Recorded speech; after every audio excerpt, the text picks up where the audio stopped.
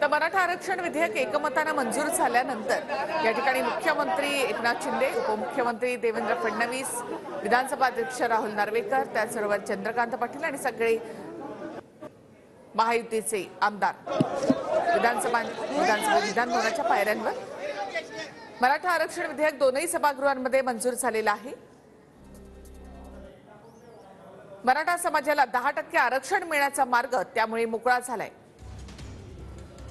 आणि विधेयक मंजूर झाल्यानंतर आजच्या या विशेष अधिवेशनामध्ये हे विधेयक मंजूर झालं आणि त्यानंतर मुख्यमंत्री, उपमुख्यमंत्री स्वतंत्र मराठा आरक्षणाचा निर्णय घेण्यात आलेला आहे असं मुख्यमंत्र्यांनी सांगितलं। मराठा आरक्षण विधेयक दोनही सभागृहांमध्ये एकमताने मंजूर झालेलं आहे। मराठा समाजाला 10% आरक्षण यामध्ये देण्यात आलं। शिक्षण आणि नोकरी यामध्ये हे 10% आरक्षण असेल। स्वतंत्रपणे मराठा समाजाला हे आरक्षण देण्यात आलेलं आहे।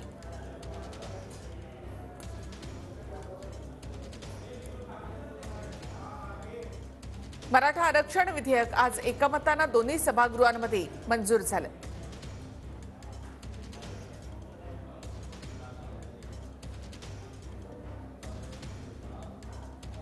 स्वतंत्र मराठा आरक्षणाचा हा निर्णय घेण्यात आल्याचं मुख्यमंत्र्यांनी सांगितलं। दोन्ही सभागृहांमध्ये एकमताने हे विधेयक मंजूर झालं, त्यामुळे मराठा आरक्षणाचा हा मार्ग मोकळा झाला। याआधी एसईबीसी मधून हे आरक्षण देण्यात आलं होतं 13%, ज्यावेळेला देवेंद्र फडणवीस मुख्यमंत्री होते। त्यानंतर आता त्याच धर्तीवर हा निर्णय घेण्यात आला। ईडब्ल्यूएस प्रमाणे मराठा समाजाला आता 10% हे आरक्षण असेल। नोकरी आणि शिक्षण यामध्ये हे 10% आरक्षण असणार आहे। मराठा समाजाला दिलेलं हे आरक्षण कोर्टामध्ये टिकेल असं मुख्यमंत्र्यांनी म्हटलं। 50%वरील हे आरक्षण आहे असं मुख्यमंत्र्यांनी म्हटलेलं आहे। मागासवर्ग आयोगाचा अहवाल आल्यानंतर मराठा समाजाला आता 10% आरक्षण देण्यात आलेलं आहे। हे आता विधान भवनाच्या बाहेर पडतायत, जे आंदोलक आहेत आणि मराठा समाजाचे जे नेते आहेत त्यांची भेट घेत आहेत। ही सगळी दृश्य आपण या ठिकाणी पाहतोय।